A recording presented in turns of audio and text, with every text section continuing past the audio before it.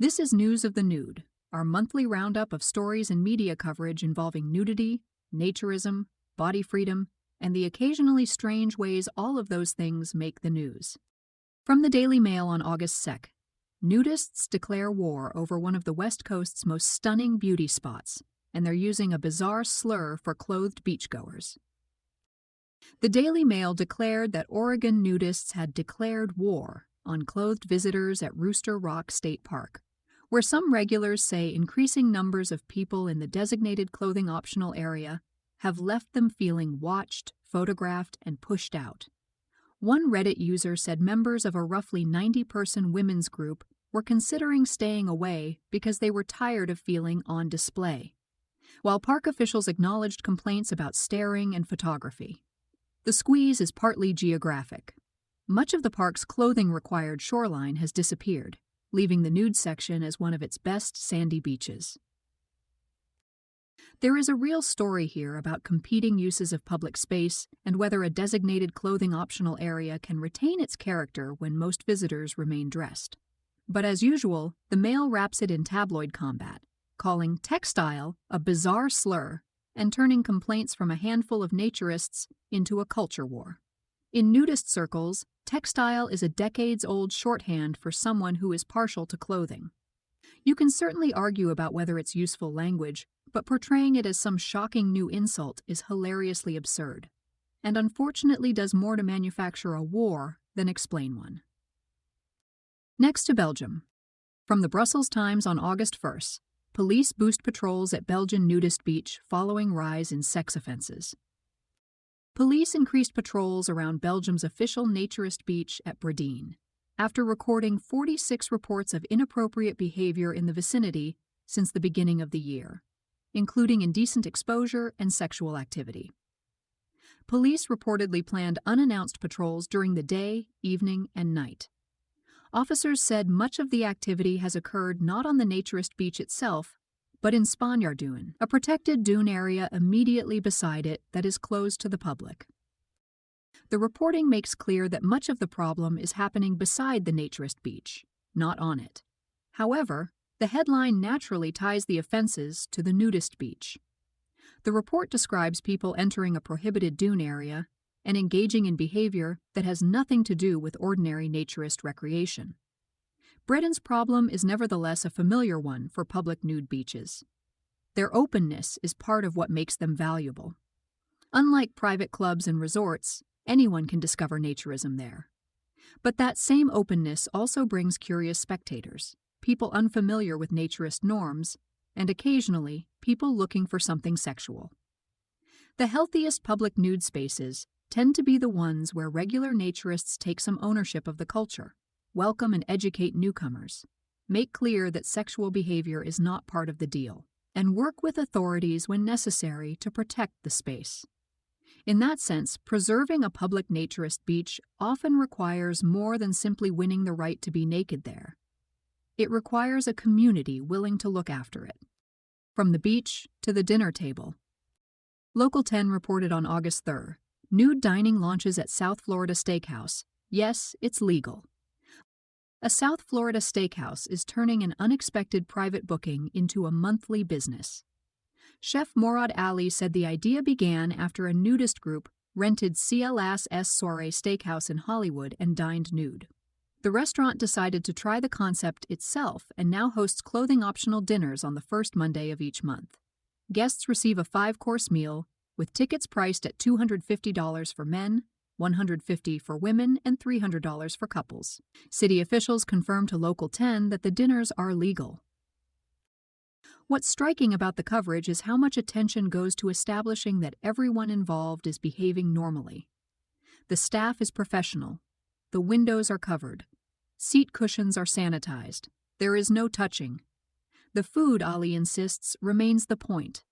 Perhaps that reassurance is necessary when introducing nude dining to a mainstream audience, but it also shows how quickly a naked meal is presumed to require explanations that an equally unusual clothed dining experience probably wouldn't. Next up, Detroit. From Pride Source on August 4th, how Detroit's Naked Adventure Club is redefining community, one clothing optional gathering at a time. Pride Source profiled the Naked Adventure Club of Detroit, or NACD, which has grown from a small nude basement party in 2022 into a community of roughly 800 members. Founder Timmy Nakey was inspired after attending a young naturist gathering in Pennsylvania and realizing Detroit needed something similar. NACD now organizes everything from naked yoga and 5Ks to a monthly clothed Nude to Nudity, where curious newcomers can meet members over coffee before deciding whether naturism is for them. NACD is one of the non-landed or travel clubs I see really pushing that model forward in the U.S., building a naturist community around people and events rather than owning a campground or resort. I had the pleasure of meeting Timmy at Moongroove this year, where he gave me a tour of the retired ambulance he recently purchased and is currently converting into a full-featured travel camper, complete with party lights and NACD signage. I just loved his vibe and what he and his cohorts are building in Detroit. Pride Source spends real time on that community, including NAD's relationship with Detroit's queer scene and its hopes for an eventual permanent gathering space, which Timmy jokingly describes as an Elks Lodge for naked people. It's a wonderful profile and a well-deserved one. Now, an expensive lesson from Sardinia. The Union Sarda English reported on August 11th.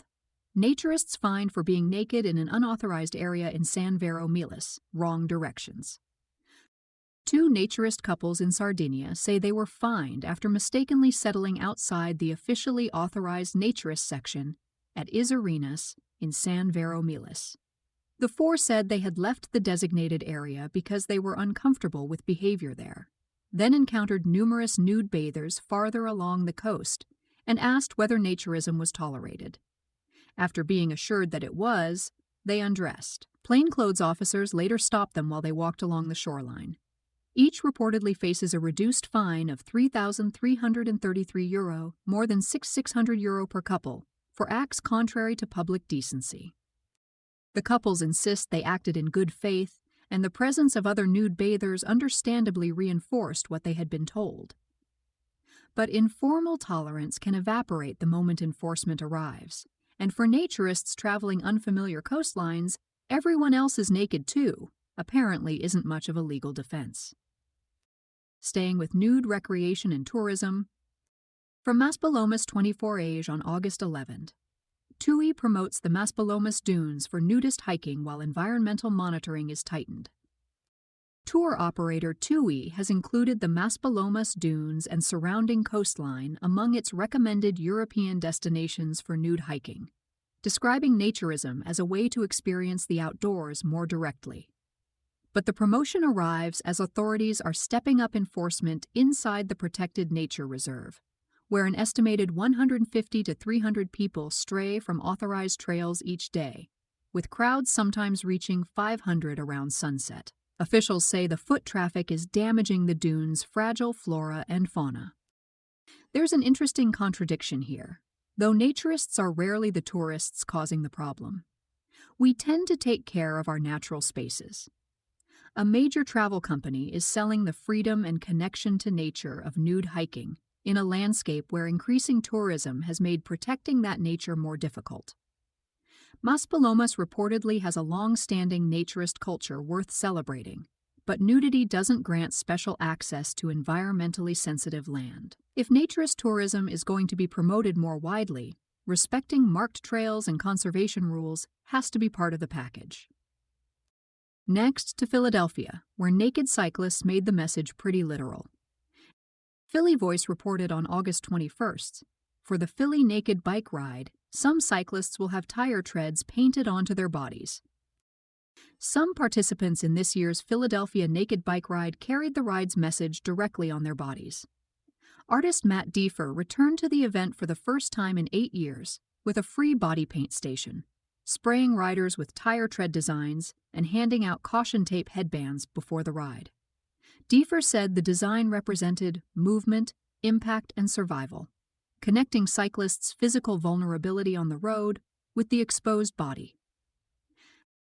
It was a small addition to a long-running event, but a clever one.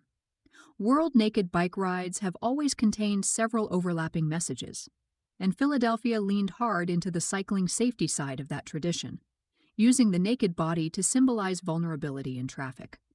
That stands in interesting contrast to Berlin's ride earlier this month, where organizers deliberately shifted the emphasis toward naturism itself and argued that full nudity was part of the political message, not merely a metaphor for cyclists' exposure.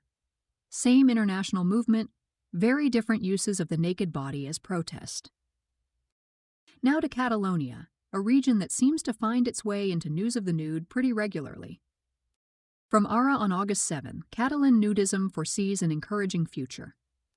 ARA took a wider look at Catalan naturism, where established nude beaches are increasingly crowded with clothed visitors, even as a younger generation begins organizing around body acceptance and naturist activism.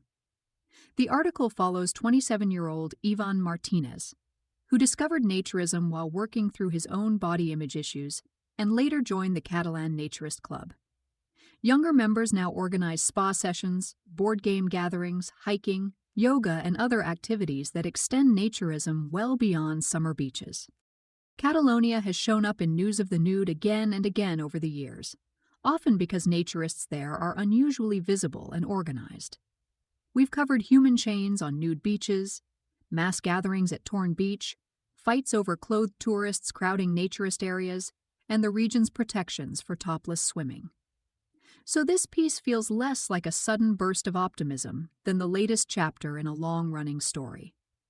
The old pressures are still there, but so are younger naturists finding one another, trying new kinds of events, and carrying the culture forward in their own way. And finally, perhaps the most important story of the month, the return of Erica. From The Independent in August, Godchill Model Village topless streaker reinstated after local fury over her removal. A miniature topless streaker removed from Godchill Model Village on the Isle of Wight, off the south coast of England, is coming back after an online poll found 98% support for her return. The figurine, now named Erica, had spent years running across the attraction's miniature football pitch as a reference to the streaking craze of the 1970s and 80s. Managers removed her after complaints that she was inappropriate for a family attraction, and that children today would no longer understand the joke. The decision instead produced a wave of complaints from visitors who wanted her back. Godchill found a clever compromise. Erica will now move between secret locations around the gardens, with nearby donation pots raising money for Breast Friends Isle of Wight.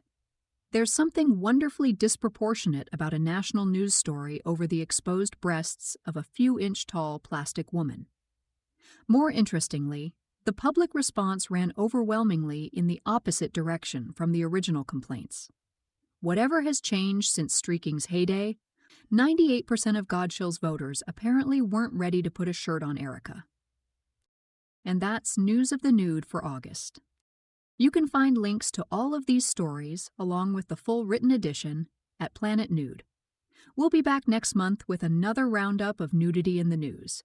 And now, back to Erica for the latest in sports. We hope you're enjoying Planet Nude. If so, please consider a paid subscription. Your membership comes with exclusive content and supports our work. Subscribe at www.planetnude.co.